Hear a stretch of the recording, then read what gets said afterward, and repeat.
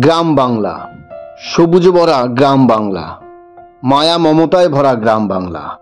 আর এই গ্রাম বাংলায় একটা সময় ছিল প্রচুর ডাকাত, এবং এই ডাকাতরা অনায়াসে যে কোনো বাড়িতে লুটপাট করত, ধ্বংসলীলা চালাতো, সম্পত্তি লুট করে নিয়ে যেত। আজ শুনবেন এরকমই এক ডাকাতের গল্প, তার জীবন বদলে যাওয়ার গল্প। নমস্কার, আমি কুন্তল, আপনারা আছেন গল্প জগতে। আজ শুনবেন এক ডাকাতের গল্প, রাঘব। যদি গল্পটি ভালো লেগে থাকে তাহলে অবশ্যই গল্পটিতে একটি লাইক করে দেবেন, চ্যানেলটি সাবস্ক্রাইব করে দেবেন, কমেন্ট করে জানাবেন কেমন লাগলো। শুনতে থাকুন, পাশে থাকুন, গল্প জগৎ।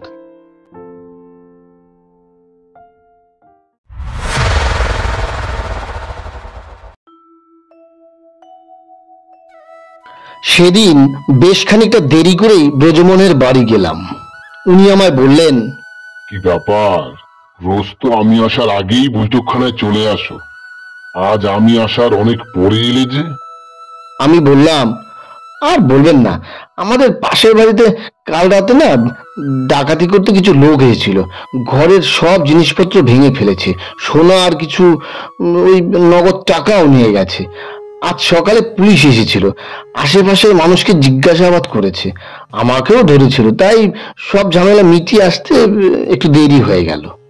উনি একটু হাস্য কৌতুকের সুরেই বলল, কি বলছো হে, এখনো দেশে ডাকাত আছে? আমি চমকেই বললাম, তার মানে আপনি কি বলতে চাইছেন? আগে ডাকাত থাকলে এখন আর ডাকাত থাকে না? উনি এবার একটু গম্ভীর হয়ে বললেন, আরে না না, আমি সে কথা বলিনি। আসল ব্যাপার হলো, তোমরা এখন যাদের ডাকাত বলো তারা প্রকৃতস্থ ডাকাত নয়।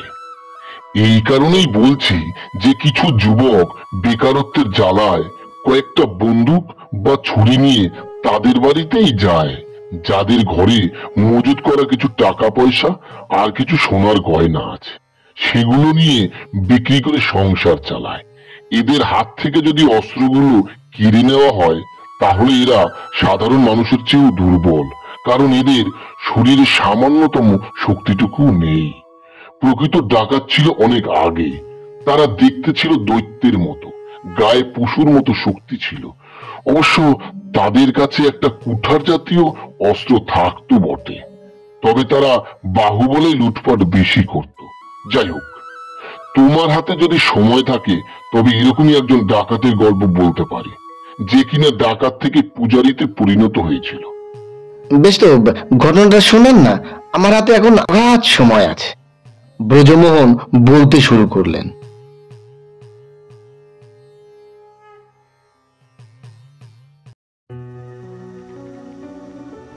একবার ঘুরতে ঘুরতে ভিন রাজ্যে গিয়ে পড়ি। রাজ্যটা ছিল বিহার। আমি যখন পৌঁছাই তখন প্রায় সন্ধে নেমেছে। কোথাও একটা আশ্রয় খুঁজছি, এমন সময় শাঁখের শব্দ শুনতে পেয়ে সেদিকে এগিয়ে দেখি একটা মন্দির।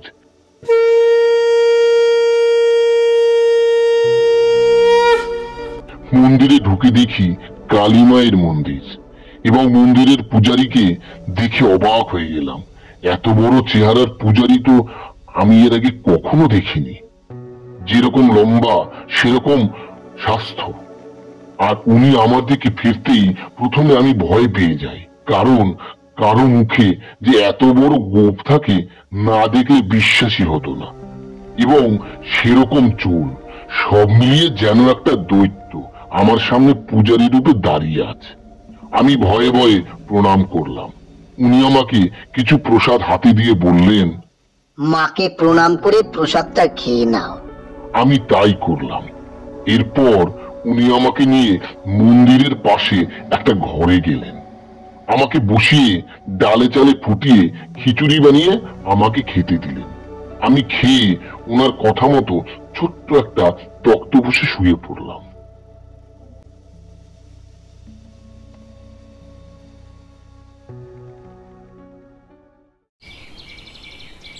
সকালে উঠে দেখি উনি মন্দিরে। আমি ওনার কাছে যেতেই অবাক হয়ে গেলাম। দেখলাম একটা 9-10 বছরের মেয়েকে পুজো করছেন, ভাবলাম কি ব্যাপার, এখন তো দুর্গাপুজোর সময় নয় যে উনি কুমারী পুজো করছেন, তাহলে বাচ্চা মেয়েকে অকারণে পুজো করছে কেন? প্রশ্নটা আমার মনেই রয়ে গেল। দেখলাম পুজো শেষ করে মেয়েটিকে প্রণাম করে বেশ কিছু প্রসাদ মেয়েটিকে দিয়ে দিল। তারপর মেয়েটি চলে গেল। উনি আমাকে কিছুটা প্রসাদ দিলেন। আমার খাওয়া শেষ হতেই বললেন, চলো ওই গাছের নিচে বসি, প্রথমে তোমার পরিচয় নিই, তারপর মনে যে প্রশ্ন জমা আছে তার উত্তর দেব। আমরা গাছের তলায় বসলাম। এরপর প্রথমে আমি আমার কথা বললাম। আমি ব্রজমোহন চ্যাটার্জি। আমার বাড়ি পশ্চিমবঙ্গের রুদ্রপুরে। বাড়িতে বাবা মা ভাই বোন সবাই আছে, কিন্তু আমার ভবঘুরি নেশা, তাই মাধ্যমিক দেওয়ার পর আর পড়াশোনায় মন বসাতে পারিনি। এই কারণে বিভিন্ন জায়গায় ঘুরে বেড়াই, আর সাধু সন্ত দেখলেই তাদের সাথে কিছু সময় কাটিয়ে ভালো কিছুর আশায় আছে। এরপর উনি বললেন, আমি একজন ডাকাত। কি শুনে চমকে উঠলে বুঝি? ভয় নেই, কোনো এক সময় ডাকাত থাকলেও আজ আমি নিতান্তই সাধারণ মানুষ। তবে চেহারা পরিবর্তন করতে পারিনি, এটা আগের মতোই রয়ে গেছে। তবে ডাকাত থেকে কি করে পূজারি হলাম সেটা তোমায় বলি, শোনো।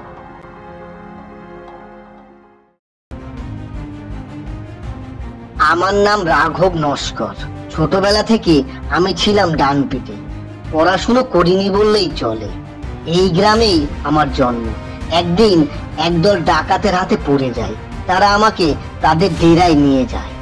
আমার চেহারা দেখে ডাকাত সর্দার আমাকে ডাকাতি করার কৌশল আর কিভাবে মানুষকে মারতে হবে তার কৌশল আমাকে শেখায়।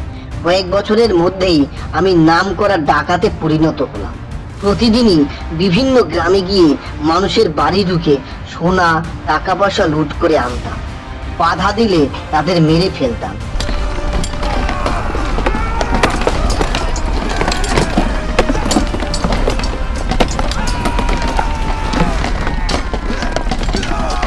এইভাবে বেশ কিছু বছর চলল। একদিন ডাকাত সর্দার আমায় ডেকে বলল, শোনো রাঘব, তুমি আমায় অনেক সম্পত্তি এনে দিয়েছ, তাই ওই সম্পত্তি থেকে কিছু তোমায় দিতে চাই।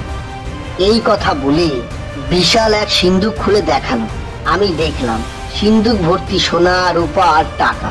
আমার ওইসব খুব লোভ হল এবং সমস্ত ধনরত্ন একা নেয়ার জন্য সর্দারকে হত্যা করলাম।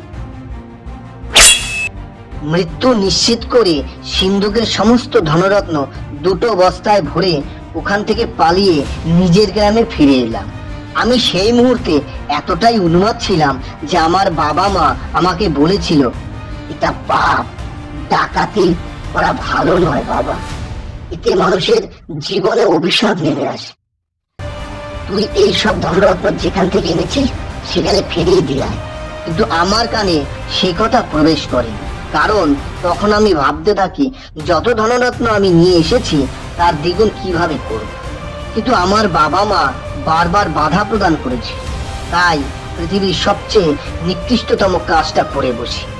আমি হাতে থাকা কুঠার দিয়ে বাবা মায়ের মুন্ডু কেটে তাদের হত্যা করি।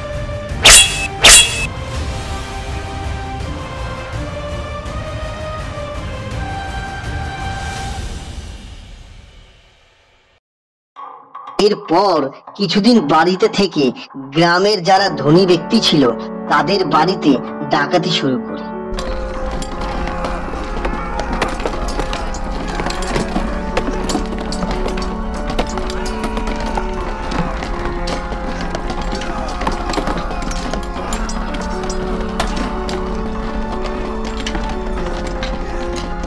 কিছু লোক বাধা দিলে তাদের হত্যা করি। এভাবেই কিছুদিন চলে এবং এরপর একদিন এক তান্ত্রিকের সাথে আমার দেখা হয়। সে বলে, তুমি শ্মশান কালীর পুজো করো এবং পুজোর আগে একটি করে 3 বছরের ঊর্ধ্বে এবং 10 বছরের কম বয়সী মেয়েকে মায়ের সামনে বলি দিয়ে ডাকাতি করতে যাবে, তাহলে ধনরত্ন বেশি পাবে এবং তোমার কোনো শারীরিক ক্ষতি হবে না। মা ভীষণ খুশি হবে।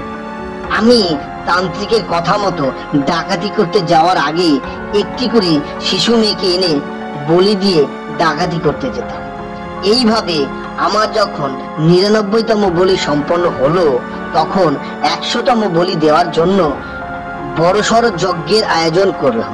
কয়েকজন কাপালিক একটা বড় যজ্ঞকুণ্ড বানালাম এবং 11 হাত লম্বা একটি শ্মশানকালীর মায়ের মূর্তি স্থাপন করলাম। এরপর 7 বছর বয়সী একটি শিশু কন্যাকে ভালো করে দুধ গঙ্গা জল দিয়ে স্নান করিয়ে শুদ্ধ করলাম। মাথায় চন্দন মিশ্রিত একটি তিলক কেটে হাড়ি কাঠে গলাটা দিয়ে সবেমাত্র খড়গটা তুলেছি বলি দেবার জন্য, আর অমনি আমার চোখে একটা বিদ্যুৎ খেলে গেল।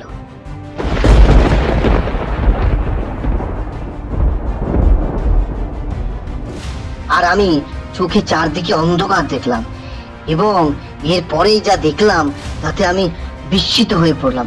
দেখলাম যাকে আমি হাড়ি কাঠে রেখে বলি দিতে যাচ্ছিলাম সে খড়গ হাতে আমার সামনে দাঁড়িয়ে আছে। তবে সে কোনো মানবী নয়, স্বয়ং মা শ্মশানকালী। তিনি গর্জে উঠে আমি ব্যতীত বাকি কাপালিকদের খড়গ দিয়ে বিনাশ করলেন।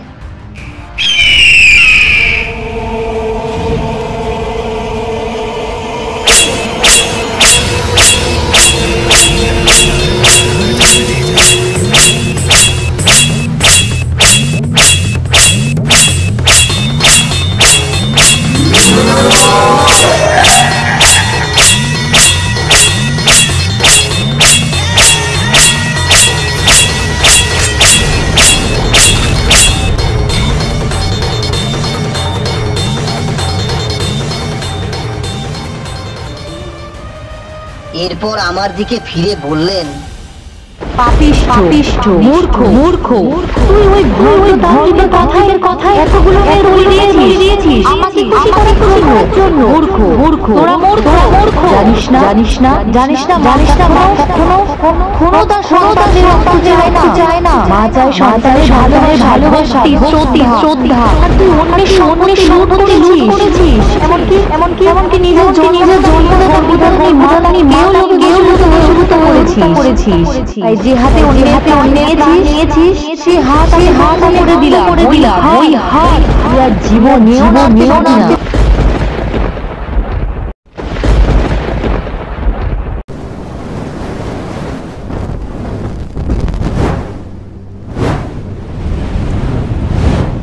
সাথে সাথে আমার ডান হাত সরু লিকলিকে হয়ে গেল এবং হাতটাকে নাড়াবার ক্ষমতা হারিয়ে ফেললাম। এমতো অবস্থায় আমি দেবীর কাছে ক্ষমা ভিক্ষা চাইলাম। আমার বড় ভুল হয়ে গেছে মা, আমাকে ক্ষমা করে দাও। এই জীবনে আর কোনোদিন কারো সম্পত্তি লুট করব না, কোনো প্রাণকে হত্যা করব না। আমি সংকল্প করলাম তোর কাছে মা। এবার দয়া করে শান্ত হ মা, এবার শান্ত হ। এবার সত্যি মা শান্ত হয়ে বললেন, বেশ, তুই যা সংকল্প করেছিস তা যদি অক্ষরে পালন করিস তবেই আমি তোকে ক্ষমা করে দেব। তবে তোর হাত ভালো হবে না, আমৃত্যু এভাবেই পূর্ণ অবস্থায় থাকতে হবে তোর হাত। কিন্তু পাপ থেকে মুক্তি পাওয়ার উপায় তোকে বলছি, শোন।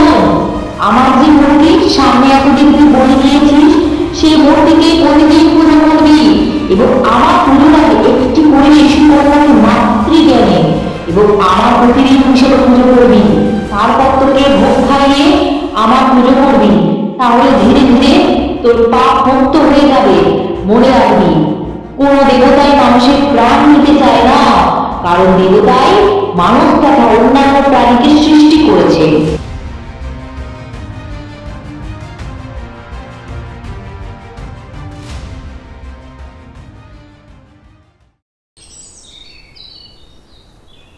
এরপর থেকে আমি প্রথমে একটি করে শিশু কন্যাকে পুজো করি, তাদের ভোগ খাওয়াই, তারপর মায়ের পুজো করি।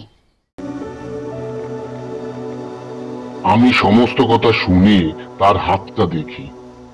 তার বলা বর্ণনা মতোই রয়েছে। একটা সরু লিকলিকে হাত, এরপর তার কাছে কয়েকদিন থেকে বাড়ি ফিরে আসে। ব্রজমোহনকে একটা প্রণাম করে বাড়ির পথে পা বাড়ায়।